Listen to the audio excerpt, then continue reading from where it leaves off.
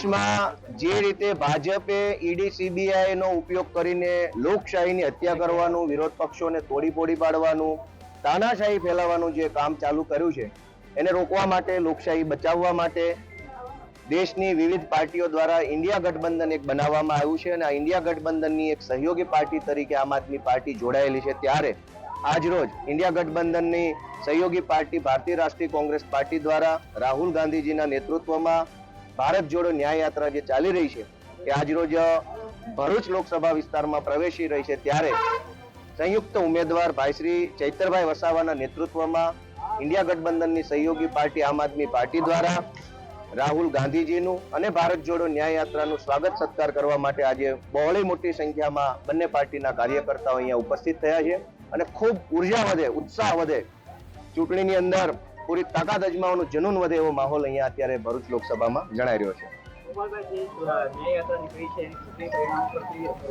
ન્યાય યાત્રાની ચૂંટણી પરિણામો ઉપર ચોક્કસ અસર પડશે।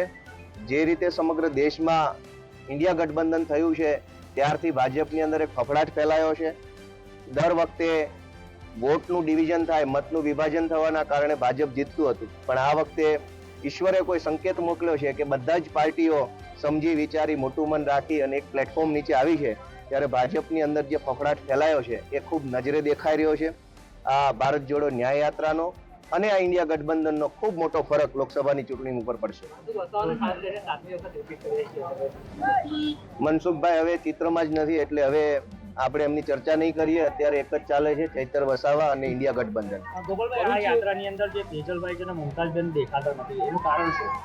એમનું કારણ તો હજુ સુધી નથી આવ્યા, પણ હજુ પ્રોગ્રામ ચાલુ નથી થયો। મને એવું લાગે છે કે રાહુલજી આવે ત્યાં સુધીમાં કદાચ રસ્તામાં હશે અથવા ક્યાંય આવ્યા હશે, રોકાયા હશે, મારી પાસે અપડેટ નથી, પણ એ હશે જ, હમણાં મળશે બધાને। અને ચૈતરભાઈ વસાવાને જીતાડવા માટે ખુદ રાહુલ ગાંધીજી આવતા હોય સમર્થન કરવા, તો પછી તો બીજી કોઈ ચર્ચા કરવાની વધતી નથી। ભરૂચ જિલ્લામાં કેટલાક કોંગ્રેસના કાર્યકર્તાઓ નારાજ છે જે ચૈતર વસાવાને ઉમેદવાર બનાવ્યા છે, તો શું આ જે નારાજ નેતાઓ છે તેને ચૈતર વસાવા કેવી રીતે? ચૈતરભાઈ વસાવા જ્યારથી ઉમેદવાર બન્યા છે ત્યારથી ભરૂચ લોકસભા મત વિસ્તારમાં આવતા તમામ કોંગ્રેસ પક્ષના પદાધિકારીઓ, હોદ્દેદારો, કાર્યકર્તાઓ, હાલમાં ચૂંટાયેલા સભ્યો, ભૂતકાળમાં ચૂંટાયેલા સભ્યો, તમામનો સંપર્ક પાર્ટી લેવલે ચૈતરભાઈએ, પ્રદેશ લેવલે મેં અને ઈશુદાનભાઈએ અને રાષ્ટ્રીય કક્ષાએ અમારા સંદીપ પાઠકજી અને અમારા સૌરભ ભારદ્વાજીએ, આમ રાષ્ટ્રીય સ્તરે, પ્રદેશ સ્તરે અને જિલ્લા સ્તરે અમારો સતત સંપર્ક ચાલુ છે। હજુ પણ કોઈ કાર્યકર્તા નારાજ હશે તો અમે ચોક્કસ એમને વિનંતી કરીશું, રિક્વેસ્ટ કરીશું કે તાનાશાહી સામે લડવાનું છે, અત્યારે નારાજ થવાનો સમય નથી। અને મને વિશ્વાસ છે કે આટલી મોટી ભારત જોડો ન્યાય યાત્રા અહીંથી નીકળતી હશે તો બધા જ કાર્યકર્તાઓ ખુલ્લા દિલથી સહર્ષ આ યાત્રાને વધાવશે અને ચૈતરભાઈને વધાવશે અને અહીંથી જ ભાજપને હરાવવાની શરૂઆત કરશે।